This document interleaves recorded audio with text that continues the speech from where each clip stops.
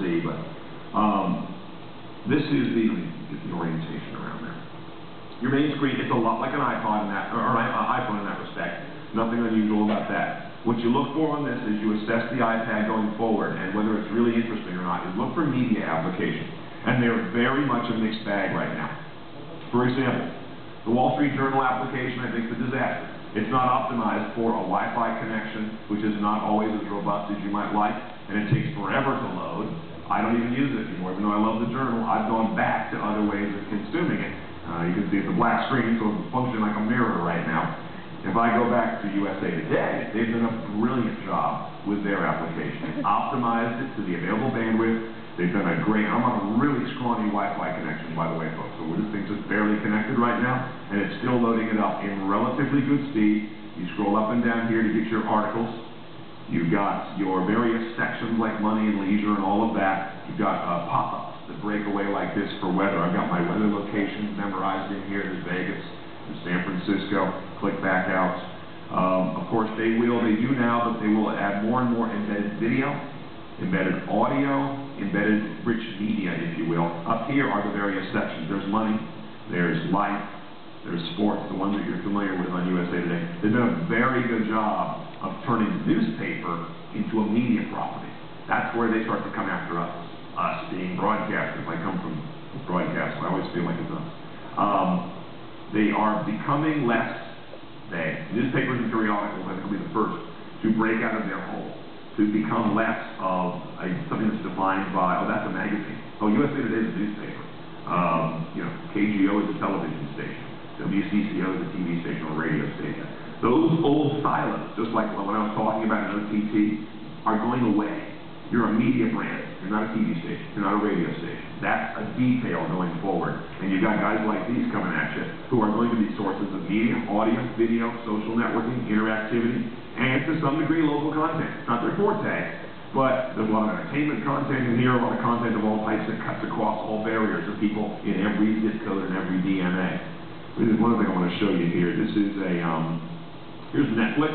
So just like I showed you on those televisions, Netflix has an app for the iPad, came out very quickly, and it gives you a full screen experience. Again, very, very scrawny connection on one in this building right now.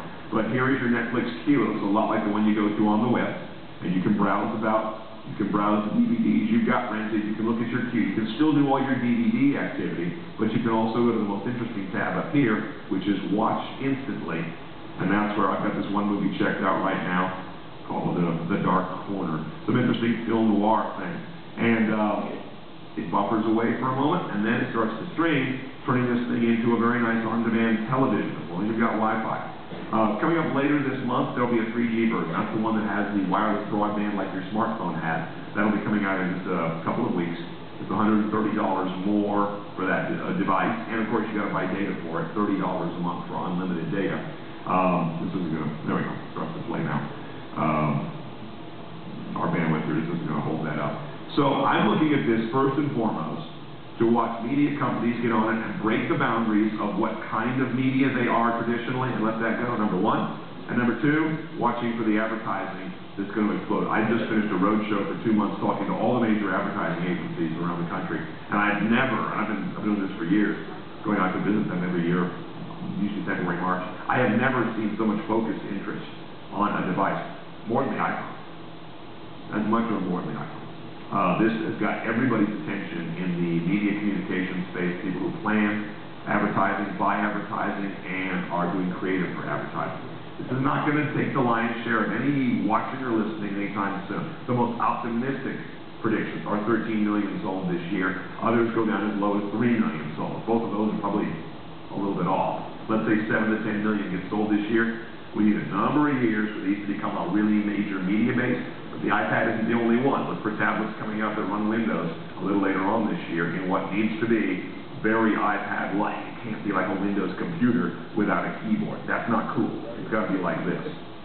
So a lot of things going on with the iPad. A lot of it's hype.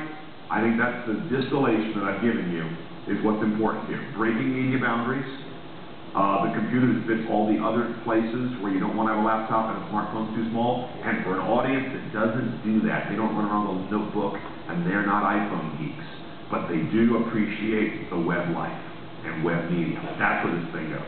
Okay, let's go back to the presentation here.